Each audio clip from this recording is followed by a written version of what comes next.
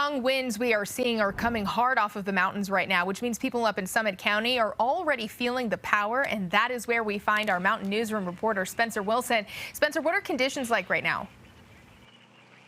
Kelly, they are that nice downswing where suddenly the gusts have stopped, and I don't have anything to show you. But that being said, they have been blustering all day, spinning snow into these big, weird vortexes that are basically blinding along roads. And up near Craig, we're going to show you some video of where a deputy was actually taking video as he was driving along, and there was whiteout conditions. That snow was drifting over the road, really dangerous stuff for a lot of these places north part of Colorado, kind of near the Wyoming border. One of those situations where you need to take it slow. We even had some highway closures up there for a while, but they have since reopened. Speaking of closures, we had Monarch Mountain completely say it's going to be too windy. We cannot run the lifts. Therefore, we're just not going to have anybody come up today, which is kind of a bummer for anyone who is looking forward to that. But a lot of the other ski resorts did keep their chairlifts going. It has been kind of a windy situation, but for the most part, things have died down here. Now we're just waiting for that cold front to come in, like we just heard a little bit earlier. But we'll pitch it back to you live in Summit County. Spencer Wilson covering Colorado first.